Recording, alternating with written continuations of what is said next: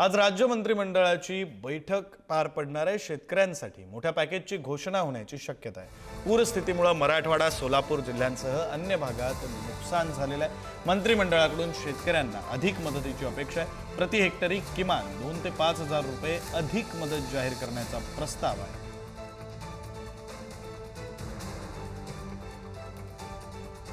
आपले प्रतिनिधी सुशांत सावंत आपल्यासोबत जोडले गेलेले आहेत। या संदर्भातले अधिकचे तपशील त्यांच्याकडून घेऊया। सुशांत, शेतकऱ्यांना अर्थात मदतीची अपेक्षा आहे। सरकारची भूमिका आजच्या मंत्रिमंडळाच्या बैठकीतून जाहीर होऊ शकते का? काही मोठी घोषणा होऊ शकते का? विक्रांत, आपण बघितलं असेल तर मागच्या राज्य मंत्रिमंडळाच्या बैठकीत मुख्यमंत्री देवेंद्र फडणवीस यांनी सांगितलं होतं की लवकरच आम्ही शेतकऱ्यांसाठी एक पॅकेज जाहीर करू, कारण मोठ्या प्रमाणात शेतकऱ्यांचं नुकसान झालेलं आहे। काही शेतकऱ्यांच्या जमिनी ज्या आहेत त्या खरडून गेलेल्या आहेत, त्यामुळे पुन्हा तिथे शेती करता येणार नाही।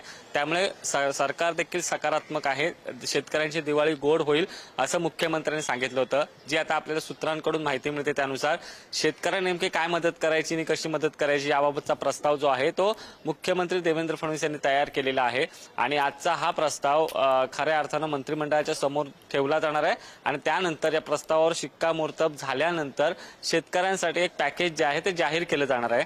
प्रति हेक्टरी 2 ते 5 हजार रुपये देण्यासंदर्भातला हा प्रस्ताव असल्याचं आपल्याला खात्रीलायक सूत्रांकडून माहिती मिळते।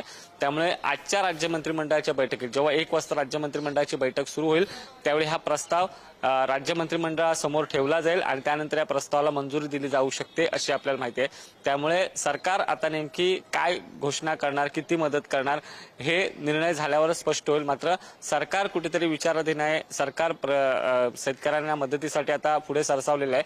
त्या दिवशी ज्यावेळी अमित शहा आले होते महाराष्ट्र दौऱ्यावर शिर्डी येथे, त्यावेळी अमित शहा यांनी देखील भाषणात सांगितलं होतं की केंद्र सरकार देखील महाराष्ट्रातील शेतकऱ्यांच्या पाठीशी आहे आणि मुख्यमंत्री आणि दोन्ही उपमुख्यमंत्र्यांनी देखील आम्हाला केंद्राला तसा प्रस्ताव दिलाय।